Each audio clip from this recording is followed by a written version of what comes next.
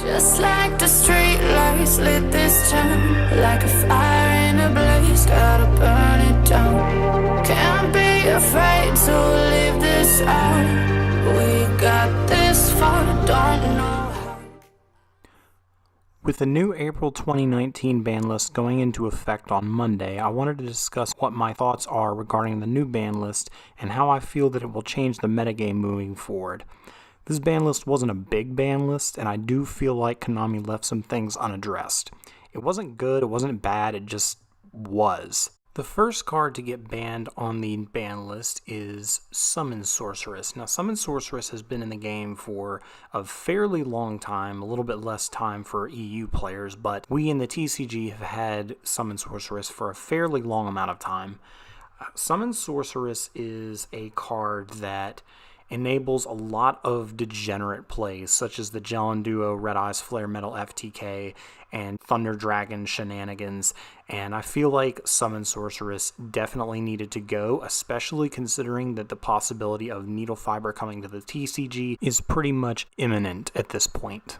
Galaxy Eyes Dark Matter Dragon has seen play in a variety of decks over the years, namely Dragon Rulers, Blue Eyes, and the list goes on. But given that there is a prevalent FTK with Gandora running around, Konami basically had to hit the card.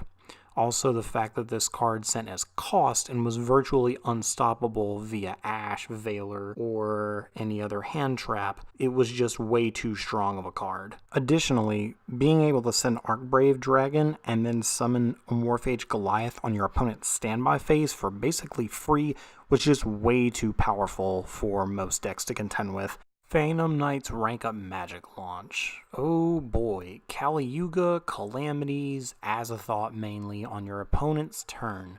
Sounds fun, kind of. I actually like this. I unironically would probably like this, other than the fact that it was played in combo decks, and I'm not the biggest fan of combo decks. But being able to stun your opponent out of monster effects from the entire turn, or being able to quick play Heavy Storm their board, was just too powerful, especially the Azathoth play, so Konami clearly had to do something about this card. On to the limits. First up, we have Lady Debug, which I'm actually not really a fan of hitting, because I think Salamangreats, even though they're extremely consistent with 3 Lady Debug, I feel like you're hitting the deck prematurely, but it is a generic Cyberse monster that can search literally any Cyberse monster which is level 4 or lower, which does actually end up limiting Konami's ability to card design. So I can understand why they first wanted to hit Lady Debug before they hit anything. But what do I know? I'm not co-money. I do personally feel, though, that this is a direct cash grab, considering that Signet Mining is confirmed to be a secret in Dark Neostorm. So, I mean, come on. For real, it's a co-money hit. What'd you expect? And Konami decided to limit Phantom Skyblaster instead of banning it like they should have.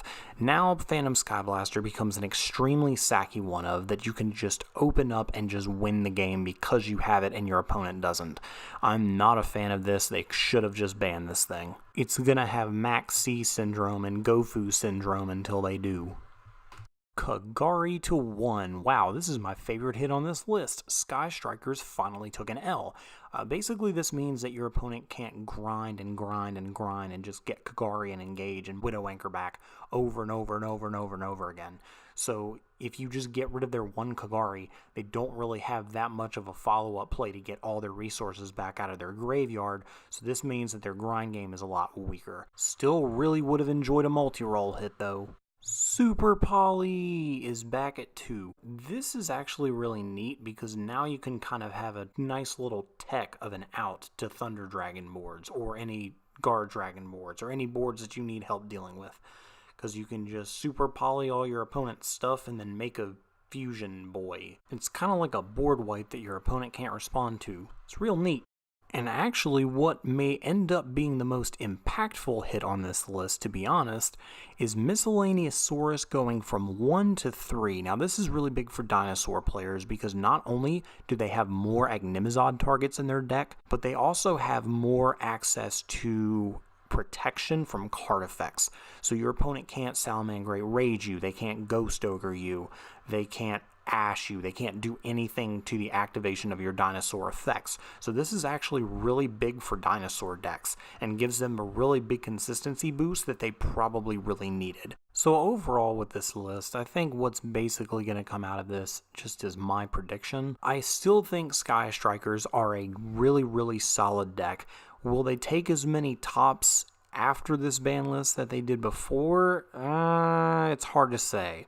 They did lose a big recursion piece in Kagari going to 1, so I'm not sure. Salaman Greats will still probably top even if 1 Lady Debug, so maybe they'll just start playing 3 Foxy mandatory, because I know they weren't playing 3 in some lists. You could get away with playing 2. Also, Danger Thunder went completely unhit minus Summon Sorceress on this list.